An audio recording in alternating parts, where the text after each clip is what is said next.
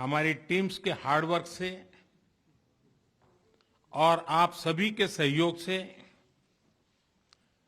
नई Delhi G20 leaders summit declaration पर सहमति बनी है। मेरा प्रस्ताव है कि इस लीडर्स डिक्लेरेशन को भी एडॉप्ट किया जाए। मैं इस डिक्लेरेशन को एडॉप्ट करने की घोषणा करता हूं।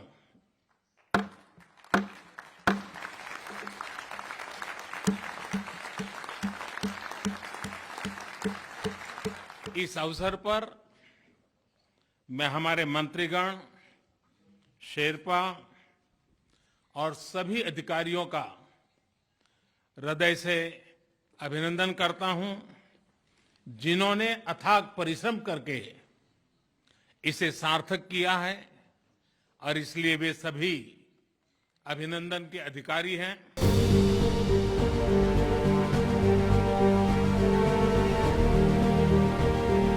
The G20 summit in Delhi has been a mega success, and India's presidency of the group of 20 nations and the newly included African Union has also been the most productive ever.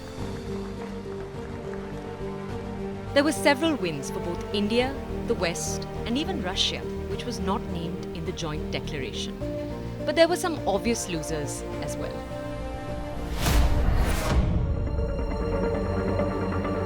Chinese President Xi Jinping's decision to skip the G20 summit was seen as a glaring absence that could not go unnoticed. Ultimately, though, this did not pan out the way China may have wanted it to. Instead of China's absence being talked about, the narrative has shifted to how India managed to achieve consensus at a time of tremendous geopolitical tensions. Xi also possibly chose to avoid the summit to save face after China was upstaged by India on the matter of the African Union's inclusion and a concerted call for a multilateral effort to counter debt traps. The India-Middle East corridor, which has been agreed upon, is yet another snub for China, as many of its BRI projects now face obsolescence. This is a big deal. This is a real big deal. And I want to thank you, Mr. Prime Minister. One Earth, one family, one future. That's the focus of this G20 summit. And in many ways, it's also the focus of this partnership that we're talking about today. Building sustainable, resilient infrastructure, making quality infrastructure investments, and creating a better future.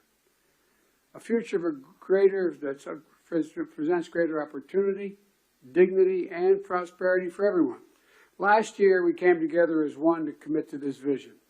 And this afternoon, I want to highlight the key ways in which the United States and our partners are working to make this a reality. Economic corridors. You're going to hear that phrase more than once, I expect, over the next decade. Economic corridors. As we work to address infrastructure gaps across low and middle-income countries, we need to maximize the impact of our investments. That's why a few months ago I announced that the United States will work with our partners to invest in economic corridors. Xi may have intended his absence as a snub, but he has come off as having skipped to avoid direct confrontations and uncomfortable questions. Also, during the G20 summit, Italy conveyed to China that it would soon be quitting the Belt and Road Initiative. Prime Minister Giorgia Meloni would have conveyed this to Xi Jinping personally had he attended the summit, thereby adding insult to injury.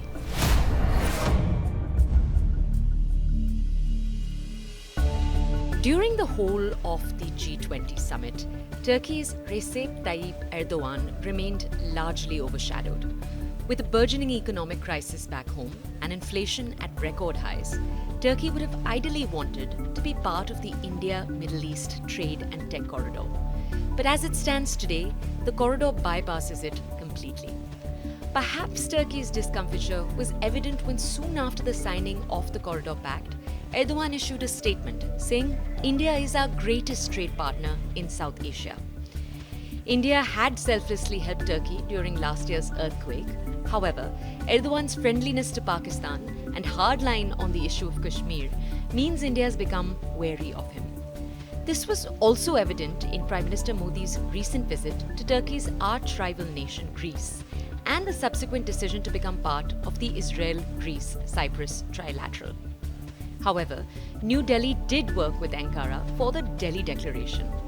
In what is also a sign of Turkey's perhaps wanting to course correct and fix ties with India, President Erdogan pitched for India's inclusion as a UN SC member and congratulated India on the success of Chandrayaan-3. However, if one were to go by the amount of screen time Erdogan got during the summit, it would be safe to say he was anything but a winner. A country like India, being there on the UN Security Council, we would be proud. But as you know, the world is bigger than, larger than 5. What we mean is that it's not only about the US, the UK, France, China and Russia. I mean, those 5 countries. We don't only want to have those 5 countries on the Security Council of the UN. Right now, the permanent members of the Security Council and the non-permanent members of the Security Council, it's 5 plus 10.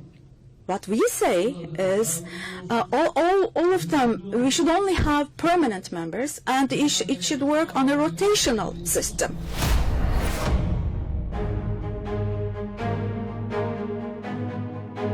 Even before the summit kicked off, Canadian Prime Minister Justin Trudeau had rubbed India the wrong way by exclaiming to the Ukrainian president how he was disappointed at the lack of invitation for Kiev to join the Delhi meet.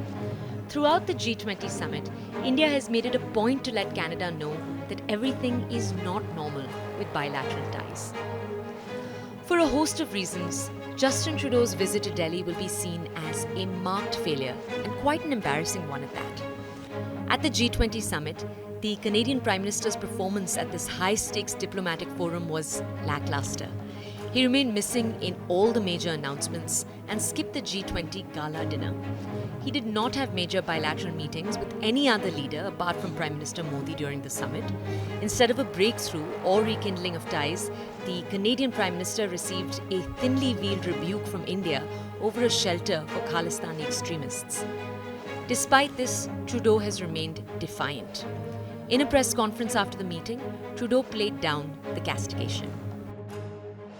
Over the years with Prime Minister Modi, we've had many conversations on both of those issues. Obviously, Canada will always defend freedom of expression, freedom of conscience, freedom of peaceful protest. That's something that's extremely important to us. At the same time as we're always there to prevent violence, to push back against hatred. I think on the issue of the community, it's important to remember that the actions of the few do not represent the entire community or Canada.